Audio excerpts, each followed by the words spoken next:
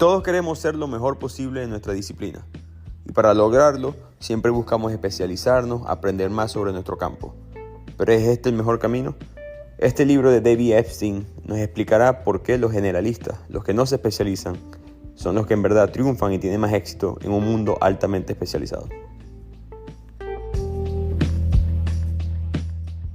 Arrancamos con otro episodio de Bibliotequeando. Como siempre, les habla su anfitrión Ricardo Lugo, @Bibliotequeando en las redes. Sigan compartiendo la cuenta, dando like, siguiendo, promoviendo el podcast 5 estrellas para seguir mejorando nuestro conocimiento y cultura a través de los libros. También se pueden suscribir al blog de Bibliotequeando, donde yo escribo distintos artículos sobre distintos temas de los libros que hacemos en el podcast y otros que no forman parte de esta lista. El link lo encuentran en la descripción de este podcast o en el link de las cuentas de las redes sociales.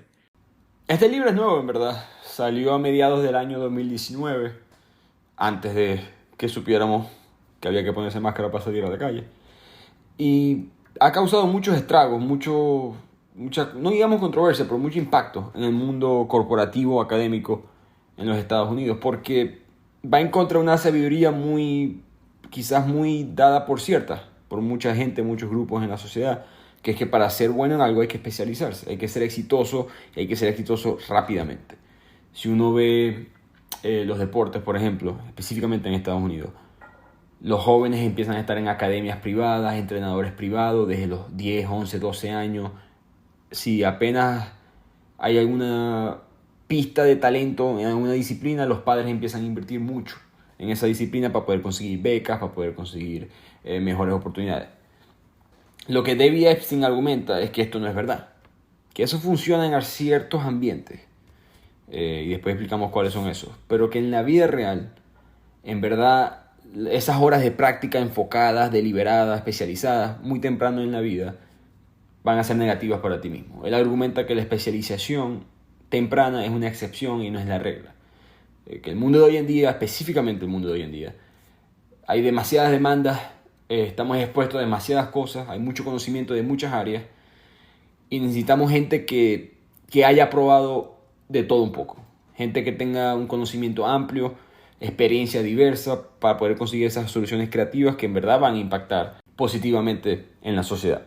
Este es un libro que David Epstein recomienda no solamente para los profesionales que están buscando cómo mejorar su carrera, un nuevo camino, etc., pero también para los padres, para evitar que cometan el error de especializar a sus hijos muy temprano en alguna disciplina. Entonces el autor empieza con este concepto de que especializarse es una excepción y no la regla, y nos da el ejemplo de Tiger Woods, el golfista profesional. Tiger, desde muy temprana edad, practicaba golf porque su padre tenía este concepto de especializar a su hijo en ser golfista para que pudiera ser golfista profesional, y no solamente profesional, sino lo mejor posible, que eventualmente Tiger lo fue. Pero es un ejemplo drástico. Tiger, desde los 6 meses, su padre lo colocaba en una silla para que el bebé pudiera verlo a él practicando swing de golf y empezar a memorizarse lo que era un swing correcto. Desde los 2 años ya el padre lo llevaba a clases personales, a tomar swing y practicar. De hecho, en su adolescencia llegó a tomar más de 12, 13, 14 horas al día practicando golf. Esto fue, digamos, alguien que no que nació para jugar golf, pero fue criado para jugar golf. Y lo que el autor cuenta es que los medios tienden a mirar estas historias y explotarlas y promocionarlas y decirnos, wow, miren, este es el rumbo a ser excelente. Hay que especializarse temprano, hay que practicar, hay que solamente hacer esto, vivir, respirar, golf, para poder llegar al nivel que llegó Tiger Woods. Y ahí esto es lo que el autor dice que es mentira, que eso no es verdad. O sea, estas cosas sí pasan, si hay gente que es así, que solamente practica o hace una sola cosa, pero que la realidad no es esa, que la mayoría de las personas que llegan a este nivel de excelencia no solamente hacen una sola cosa, ni siquiera la empiezan desde temprana edad. Entonces ahí trae el ejemplo de Roger Federer. Federer de niño jugó muchísimos deportes, jugó esquí, jugó baloncesto, jugó tenis, skateboarding y jugó hasta badminton.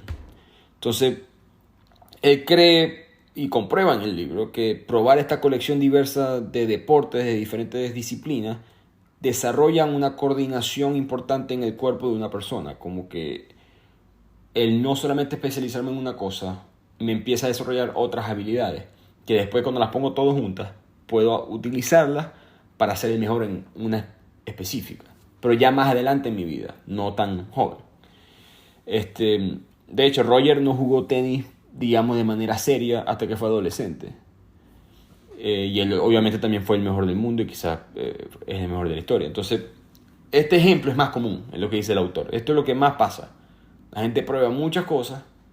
Fue trabajo en mercadeo, trabajo en finanzas, trabajo en administración y después montó una empresa de tecnología. Como por ejemplo. Entonces, la gente prueba muchas cosas. Él da otro ejemplo también en el libro, como en la música. Hay un estudio en Inglaterra en el cual un psicólogo descubrió que los que habían tomado lecciones de música en muy temprana edad, más adelante en su vida, fueron categorizados como músicos promedio. Mientras que los que habían probado 3 instrumentos diferentes y no habían tomado clases de música, simplemente eran gente que había, déjame agarrar la guitarra, voy a tocar la conga, voy a tocar el tambor, lo que sea. Al probar diferentes instrumentos, después cuando fueron medidos por comités de música serios en su vida, ellos fueron identificados más como excepcionales, como muy buenos músicos. En el arte lo mismo, da el ejemplo de Vicente Van Gogh, que él empezó trabajando en librerías como comerciante de arte, de hecho, no era un pintor. Pero después se dio cuenta que esa es su verdadera vocación al haber probado otras cosas en su vida. Ese es el punto, básicamente, de este libro, que hay que probar de todo un poco y la innovación, esa gran explosión de talento, va a venir de diferentes fuentes y va a venir mucho más tarde en tu vida, no viene tan temprano como tú crees. Pero esas son las historias que los medios promocionan. El niño que a los 15 años ya le está ganando mayores en ajedrez que tienen 35, etc. Y eso es un error. Y claro, esto no es con malicia necesariamente. La gente no piensa o no tiene malas intenciones cuando dicen que es mejor especializarse a que ser generalista. Para nada. Lo que él piensa que está sucediendo es que hay 2 tipos de ambientes. Uno pudiera dividir el mundo en 2 tipos de ambientes. Los amables y los malvados. Y dependiendo en cuál estés, el ser especialista va a ser mejor para ti. Y el ser malvado va a ser mejor para ti. Entonces, por ejemplo, el ambiente amable son los lugares donde el reconocimiento instintivo de algo, de patrones, es recompensado. Entonces se repite mucho el comportamiento. El ejemplo que él da es golf, ajedrez. Son muy buenos ejemplos. Son juegos que no cambian. En la misma cancha, la pelota está ahí. Hay que darle y puedes ver muy rápidamente cómo el especializarse en ese ambiente te va a traer beneficio. Igual el ajedrez es el mismo juego. Tú ves exactamente lo que está haciendo tu contrincante. No hay manera, aquí no hay sorpresa. Uno se sorprende por falta de entender el juego, pero no hay otra manera de ganarte, más que ser más inteligente que la otra persona. Entonces, si eres más inteligente en ese juego, con las mismas reglas con el cual siempre se ha jugado, tú vas a poder ser exitoso más que otra persona. Mientras que los ambientes malvados o perversos, como lo llaman en el libro, no tienen reglas o son reglas muy ambiguas, no son tan claras. Es difícil reconocer patrones. Y la realidad, que lo que dice el autor Epstein, es que esto es la vida, esto es el trabajo. Requiere mucha más creatividad, mucha más experiencia de tú vivir en otro ambiente para saber cómo ser exitoso en este. Un ejemplo que él da es la cultura, ¿no? Si uno es especialista en una sola cultura, uno sabe todo de la cultura en la cual uno se crió. Bueno, te va a costar un poco tener conexiones o poder entender otras culturas. Ahora, si te conoces 5, 7, si has podido convivir con gente de diferentes ámbitos sociales, culturales, religiosos, va a ser mucho más fácil para ti cuando conozcas una nueva cultura de la cual no sabías que existía, tener un entendimiento de cómo manejarte en ese ambiente. El estudio que él muestra es una investigación que se hizo sobre los mejores autores de cómics, de libros de cómics. Y lo que determinaba el éxito no era cuántos cómics habían escrito, era cuánta cantidad de géneros diferentes de cómics habían escrito. Entonces, nuevamente, la variedad, el haber probado diferentes géneros, en este caso suspenso, acción, aventura, etc., fue lo más determinante para que cada autor fuera exitoso más adelante en su carrera. Entonces, como siempre, o como mencionó muchas veces en el libro, las ventajas iniciales, eso de empezar temprano y especializarse, está sobrevaluado. Y aquí el autor empieza a responder a lo que él se imagina van a ser las críticas hacia su libro. Él se imagina que va a haber gente que dice, hey, los expertos sí son buenos, los especialistas sí son buenos. Hay gente que se convierte en expertos en un tema, altos conocedores de esa disciplina, y sus opiniones, sus predicciones son importantes. Y lo que él dice es que no, que los expertos no saben nada en verdad. Que nuevamente estamos confundiendo los dos ambientes. Que en el ajedrez, por ejemplo, sí, la opinión de un experto importa.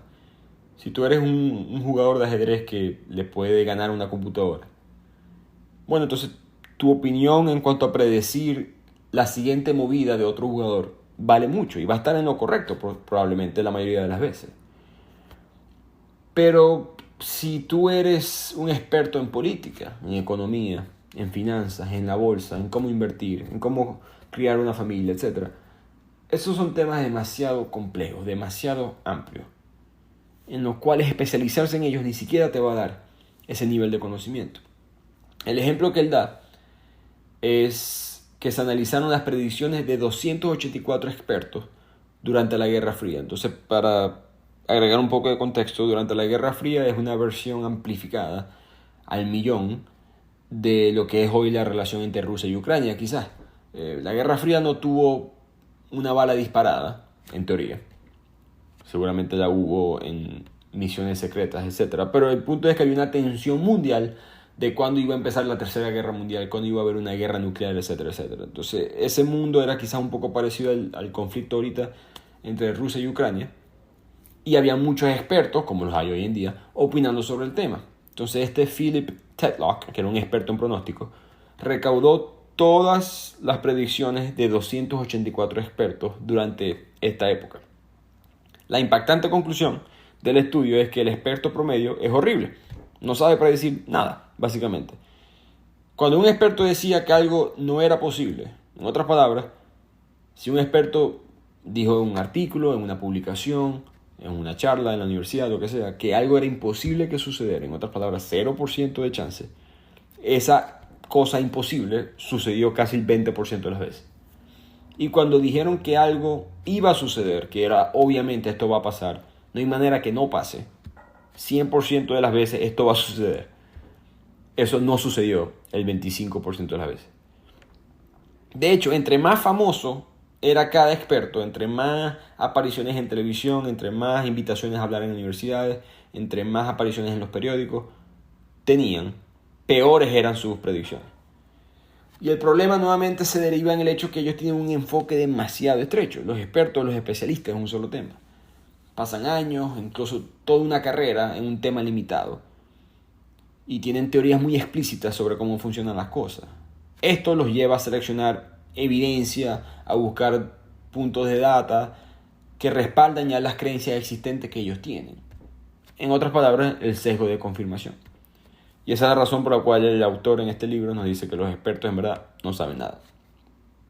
This podcast is supported by Progressive, a leader in RV insurance. RVs are for sharing adventures with family, friends, and even your pets. So if you bring your cats and dogs along for the ride, you'll want Progressive RV insurance. They protect your cats and dogs like family by offering up to $1,000 in optional coverage for vet bills in case of an RV accident, making it a great companion for the responsible pet owner who loves to travel. See Progressive's other benefits and more when you quote RV insurance at Progressive.com today. Progressive Casualty Insurance Company and Affiliates. Pet injuries and additional coverage and subject to policy terms. I'm Cyndi Lauper. My psoriasis was all over, even on my scalp, which may mean 4 times the risk for psoriatic arthritis. But Cosentyx works on both. Cosentyx secukinumab is prescribed for adults with moderate to severe plaque psoriasis 300 milligram dose and adults with active psoriatic arthritis 150 milligram dose. Don't use if you're allergic to Cosentyx. Before starting, get checked for tuberculosis. An increased risk of infections and lowered ability to fight them may occur, like tuberculosis or other serious bacterial, fungal, or viral infections. Some are fatal. Tell your doctor if you have an infection or symptoms like fevers, sweats, chills, muscle aches, or cough, had a vaccine or plan to, or if inflammatory bowel disease symptoms develop or worsen. Serious allergic reactions and severe eczema-like skin reactions may occur. Learn more at Cosentyx.com or 1-844-COSENTYX. Ask your doctor about Cosentyx.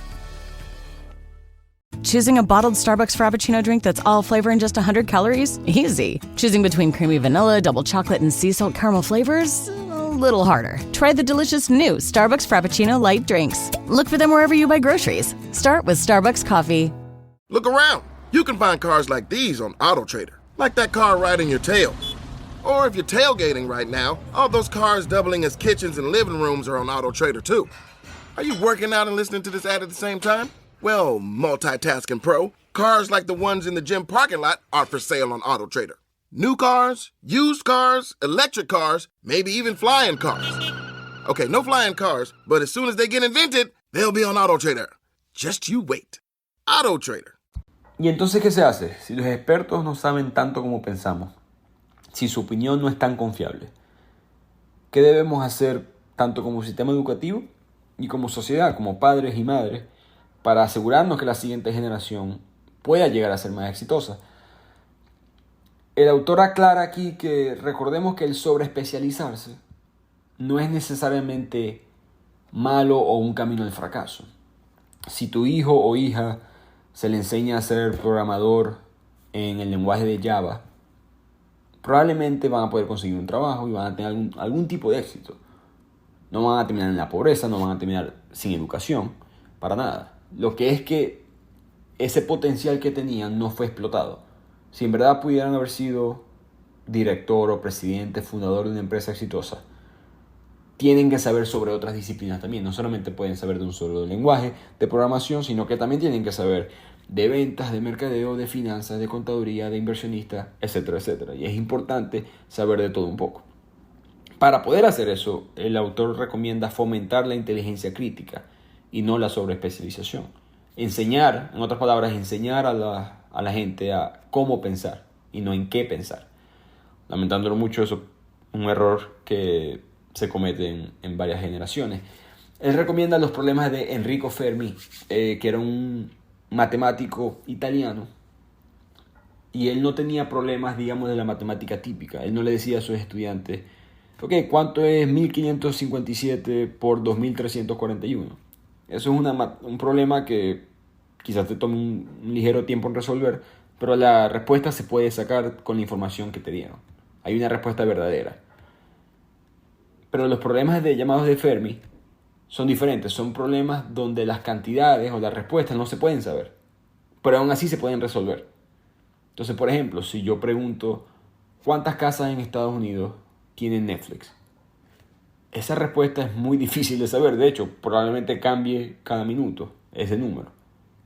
Pero si eres una persona con conocimientos generales del mundo, vas a poder estimar una respuesta. Y no importa si esa respuesta está correcta o incorrecta. El punto es cómo pensaste en esa respuesta. Entonces Enrico Fermi recomendaba: aprende de lo que sabes o utiliza lo que sabes y desarrolla una respuesta. Entonces, bueno, yo sé que en Estados Unidos hay 320 millones de personas. Voy a suponer que en esas 320 millones de personas, en promedio, 4 personas viven en la misma casa. Eso me daría 80 millones de casas que hay en Estados Unidos. Ese número probablemente es mentira, pero no importa, estás pensando inteligentemente. En esos 80 millones de casas, yo voy a asumir que el 70% de las casas tienen Netflix. Eso me da 56 millones. Esa es la respuesta a mi problema. Si eso es verdad, eso es mentira, no importa mucho. El problema es cómo pensé en la solución a ese problema. Y eso te va a dar mucho más habilidades, muchas más oportunidades para desarrollar la inteligencia y aplicarla en problemas más adelante en la vida. Y eso es la esencia de la creatividad. Cuanto más contexto se aprende de algo, más modelos abstractos vas a tener en tu cerebro, que vas a poder adaptar y variar y modificar acorde a nuevas situaciones, y de ahí vas a poder sacar mejores soluciones, más creativas, más ingenuas, de mayor valor, tanto personal como económico.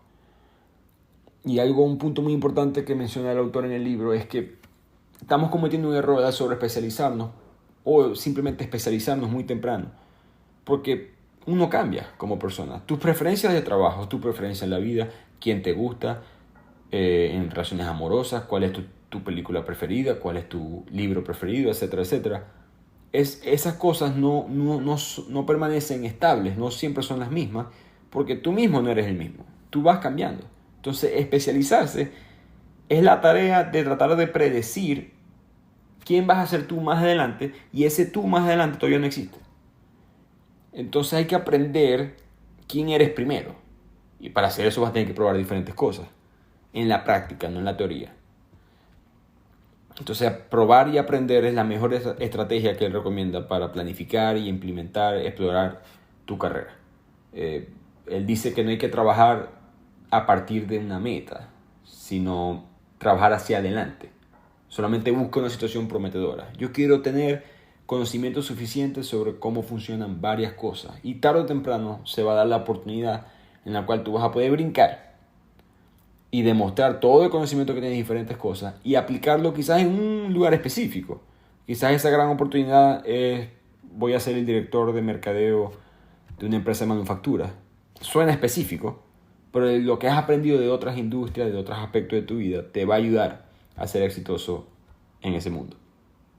Y con eso él llega a la última parte del libro, que es admitiendo eso, que todo el mundo da ese brinco. Todo el mundo tarde o temprano se especializa. Roger Federer tarde o temprano decidió jugar tenis solamente. Todos aquí, me imagino, leemos libros y hubo un tipo de libro, un género específico que era el que les gustaba. Yo, por ejemplo, mis primeros 3-4 libros en mi vida eran Harry Potter. Si me preguntas qué me gusta, digo fantasía. Y uno de los géneros que menos leo hoy en día es fantasía. Con el tiempo uno va expandiendo. Entonces, en esencia, toda hiperespecialización es un impulso bien intencionado hacia la eficacia, es lo que menciona el autor. Simplemente no nos olvidemos que ninguna herramienta es omnipotente. Ningún camino específico va a abrir todas las puertas. El punto es poder probar diferentes cosas que te den diferentes llaves. Y después ves cuál de todas esas llaves que tienes es la que cabe mejor en la oportunidad que se va a abrir. El ejemplo que da el autor es el ejemplo del rompecabezas, que me pareció muy bueno. No sé cuánta gente todavía hace rompecabezas, especialmente la generación joven. Pero cuando uno está armando un rompecabezas, hay que apartarse, ¿no? Hay un punto en el cual tienes que llevar. Déjame echarme para atrás y mirar todo esto de una manera genérica. No puedo enfocarme en una sola pieza. No puedo enfocarme en una sola esquina. No puedo enfocarme en una sola parte del rompecabezas. Tengo que tener una vista, digamos, genérica. Un sentimiento general de qué es lo que está ocurriendo. Y después doy el brinco y digo, ok, ya sé lo que está pasando aquí, y empiezo a encajar el rompecabezas. Y algo parecido es lo que él dice que hay que hacer en la vida, tanto profesional como personal.